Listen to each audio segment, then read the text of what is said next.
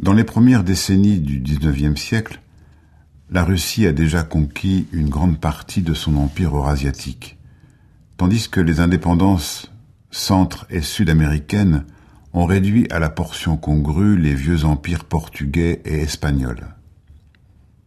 Les autres possessions coloniales européennes sont constituées de quelques territoires de peuplement et d'un ensemble d'îles et de comptoirs qui jalonnent les grandes routes maritimes et permettent de développer le négoce international.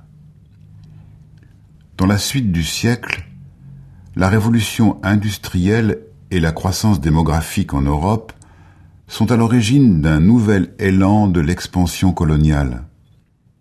Le phénomène s'accélère en Asie à la fin des années 1850, puis à partir des années 1880 sur le continent africain dont la colonisation est quasi totale à la veille de la Première Guerre mondiale.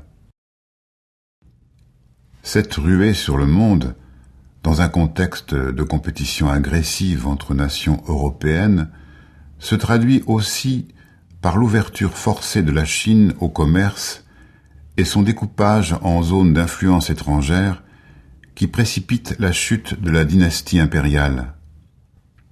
Au Moyen-Orient, la Perse est également partagée en zones d'influence, tandis que l'Empire ottoman, dont le périmètre s'est fortement réduit, subit l'emprise économique européenne qui prélude à sa dislocation.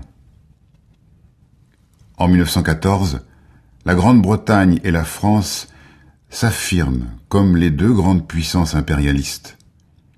Avec des modes de domination différents, elles marquent de leur politique coloniale l'histoire et les sociétés de leur empire africain et asiatique.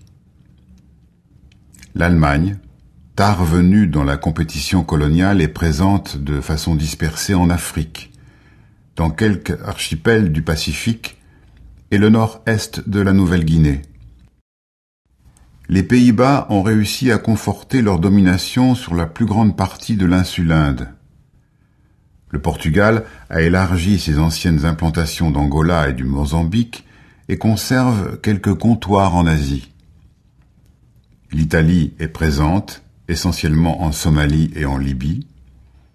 La Belgique a hérité, après hésitation, de la propriété personnelle du roi Léopold II au Congo. L'Espagne ne compte plus que quelques possessions africaines après avoir cédé les Philippines aux États-Unis en 1898. Cette émergence de l'impérialisme nord-américain et celui du Japon remet en question le monopole de la domination militaire, politique et économique des puissances européennes dans le monde.